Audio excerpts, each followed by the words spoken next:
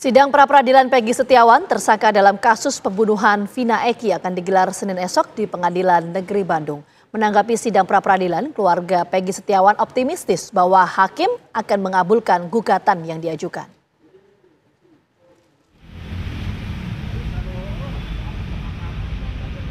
Sidang pra-peradilan Peggy Setiawan tersangka kasus pembunuhan Vina Eki 8 tahun silam akan digelar di Pengadilan Negeri Bandung esok 24 Juni 2024.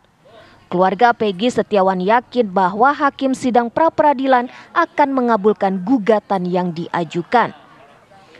Adik kandung Peggy Setiawan, Luciana, berharap sidang perdana pra-peradilan Peggy Setiawan dapat berjalan dengan lancar. Selain itu, pihak keluarga juga optimistis dalam sidang nanti dapat dibuktikan Peggy Setiawan tidak terlibat dalam kasus pembunuhan Vina dan Eki. Optimis sekali karena Peggy tidak melakukan hal kejahatan itu.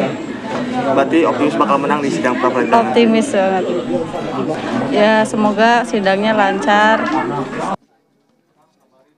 Kasus pembunuhan Vina dan Eki menjadi sorotan publik usai salah satu dari 3 pelaku yang sempat buron ditangkap dan ditetapkan menjadi tersangka oleh Polda Jawa Barat.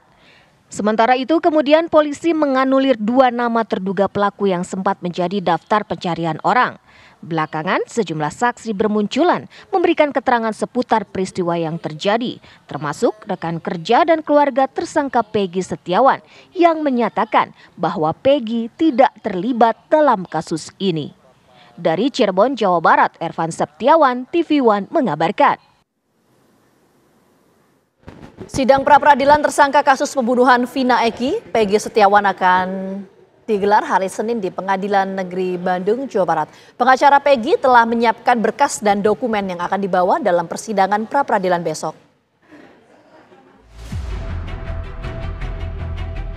Kuasa hukum Peggy Setiawan di Cirebon pada hari Minggu bersiap berangkat ke Bandung, Jawa Barat untuk menghadiri sidang pra-peradilan yang digelar Senin. Pengacara menyiapkan sejumlah berkas, diantaranya putusan pengadilan kasus Vina Eki tahun 2017. Kita membawa putusan nomor 4, nomor 3 dari yang tahun 2007 atas nama para terpidana. Nanti mungkin akan kita kaji di sana bersama teman-teman yang ada di Bandung. Hari ini kita akan meeting untuk persiapan besok dan juga membawa permohonan pra-peradilan yang sudah diregistrasi. Nanti kita akan bahas lagi apakah ada yang kurang atau tidak. Mungkin nanti kita akan mengajukan permohonan untuk perbaikan kalau memang ada kekurangan. Tapi kalau misalnya memang setelah dianalisa ini cukup, ya sudah, berarti kan tidak ada perbaikan. Tim kuasa hukum juga menyiapkan 10 saksi dan ahli untuk meringankan Peggy Setiawan. Pengacara juga yakin Peggy Setiawan tidak bersalah. Sebagai tim kuasa hukum pasti sangat yakin karena penetapan tersangka ini tidak sah. Alat bukti dari pihak Polda itu sangat lemah dan tidak ada alat bukti yang terkait pembunuhan Vina dan Eki. Itu akan kita buktikan di persidangan. Sebelumnya, pada Sabtu sore, tim kuasa hukum menggelar aksi dukungan untuk pembebasan Peggy Setiawan di flyover Talun, Kabupaten Cirebon, Jawa Barat. Masyarakat agar pra-peradilan nanti masyarakat berdoa agar hakimnya adil, hakimnya jujur, hakimnya objektif ya dalam memutuskan sesuai fakta-fakta. Pihak kuasa hukum dan keluarga meminta doa masyarakat agar Peggy dibebaskan dari tuduhan pembunuhan Vina dan Eki. Dari Cirebon, Jawa Barat, Ervan Septiawan, TV One mengabarkan. Sementara itu pemirsa, Polda Jawa Barat menyatakan siap menghadapi sidang pra-peradilan dari tersangka Peggy Setiawan di Pengadilan Negeri Bandung pada Senin besok. Salah satu kesiapan dari Polda Jawa Barat yaitu menyiapkan tim kuasa hukum. Dan berikut pernyataan dari Kabid Humas Polda Jawa Barat, Kombes Pol Jules Abraham Abbas. Kami akan menghadapi gugatan sidang pra-peradilan yang diselenggarakan terhadap gugatan penetapan tersangka PS.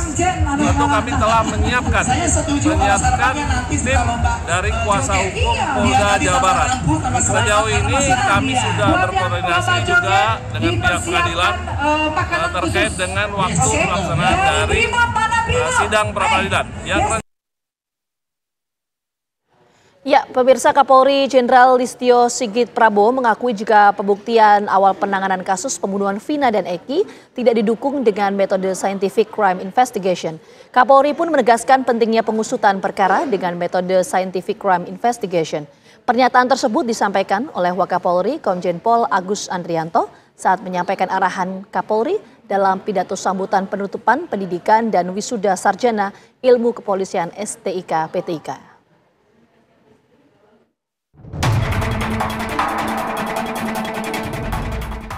Kasus pembunuhan Vina dan Eki yang terjadi di kota Cirebon pada tahun 2016 lalu menjadi viral usai kisahnya diangkat ke layar lebar.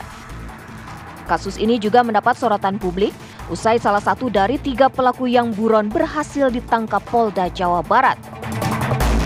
Kini, pelaku yang ditangkap atas nama Peggy Setiawan sudah ditetapkan sebagai tersangka. Namun, 2 nama pelaku yang sempat DPO dianulir polisi. Usai penangkapan Peggy Setiawan, sejumlah saksi-saksi baru bermunculan memberikan keterangan tentang keberadaan Peggy Setiawan di hari kejadian. Hal tersebut pun menjadi pertanyaan publik, bagaimana penanganan polisi dalam mengungkap kasus ini. Sementara itu, Kapolri Jenderal Listio Sigit Prabowo mengakui jika pembuktian awal penanganan kasus pembunuhan Vina dan Eki tidak didukung dengan metode scientific crime investigation. Kapolri menegaskan pentingnya pengusutan perkara dengan metode scientific crime investigation.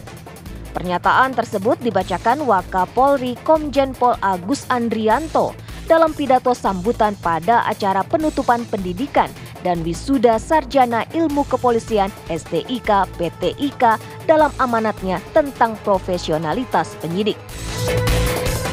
Pada pengungkapan kasus pembunuhan Vina dan Eki, pembuktian awal tidak didukung dengan scientific crime investigation, sehingga timbul isu persepsi negatif, terdakwa mengaku diintimidasi, korban salah tangkap, dan penghapusan 2 DPO yang dianggap tidak profesional.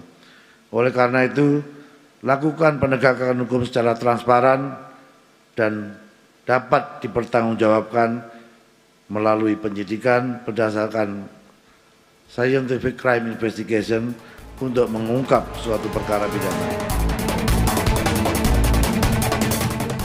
Penanganan kasus pembunuhan Vina dan Eki kini memasuki babak baru. Tersangka Peggy Setiawan yang ditangkap pada 21 Mei lalu dijadwalkan akan menjalani sidang pra-peradilan di Pengadilan Negeri Bandung pada hari Senin 24 Juni mendatang. Dari Jakarta, Robin Freddy, TV One mengabarkan.